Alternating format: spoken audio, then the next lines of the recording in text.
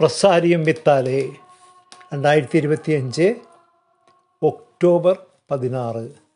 എത്രയും ദയുള്ള മാതാവേ എന്ന പ്രാർത്ഥന പോലെ ആത്മീയത നിറഞ്ഞ മറ്റൊരു പ്രാർത്ഥനയാണ് പരിശുദ്ധ രാജ്ഞി എന്നത്. 10-ാം നൂറ്റാണ്ടിനും 11-ാം നൂറ്റാണ്ടിനും ഇടയിലാണ് ഈ പ്രാർത്ഥന രചിക്കപ്പെട്ടിട്ടുള്ളത് എന്നാണ് പൊതുവെ വിശ്വസിച്ചു വരുന്നത്.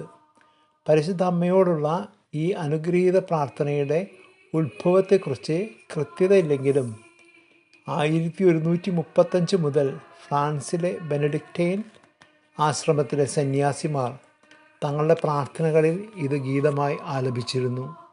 തുടർന്ന് 1218 മുതൽ സിസ്റ്റേഴ്സിയൻ സന്യാസിമാരും ഏതാണ്ട് 1250 മുതൽ ഡൊമിനിക്കൻ, ഫ്രാൻസിസ്കൻ തുടങ്ങിയ സന്യാസികളും ഈ പ്രാർത്ഥന ആലപിച്ചിരുന്നു.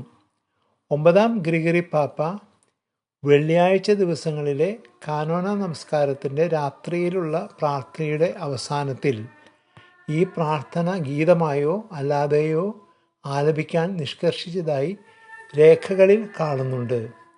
വിശുദ്ധ ഡൊമിനിക് തൻ്റെ ജീവചരിത്രത്തിൽ പറയുന്നത് ഈ പ്രാർത്ഥന പരിശുദ്ധ അമ്മയ്ക്ക് ഏറ്റവും പ്രിയങ്കരമായ ഒന്നാണെന്നാണ്. പരിശുദ്ധ അമ്മ സ്വയം വെളിപ്പെടുത്തിക്കൊണ്ട് വിശുദ്ധ ഡൊമിനിക്കിനോട് പറഞ്ഞത് ഞാൻ നിങ്ങളുടെ മധ്യസ്ഥയാണ് എന്നാണ്. ഈ മരിയൻ പ്രാർത്ഥനയുടെ ഏറ്റവും ഉന്നത സ്ഥാനവും പരിശുദ്ധ മറിയം സ്വർഗീയ മധ്യസ്ഥയാണെന്ന ഏറ്റുപറച്ചിലാണ്.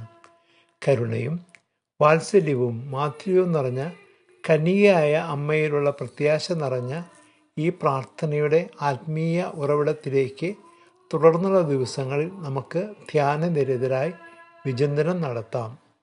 നമുക്ക് പ്രാർത്ഥിക്കാം. അമ്മേ മാതാവേ, അങ്ങയുടെ പക്കൽ അണയുന്ന ഞങ്ങളെ കാത്തുരക്ഷിക്കണമേ. Ave Maria.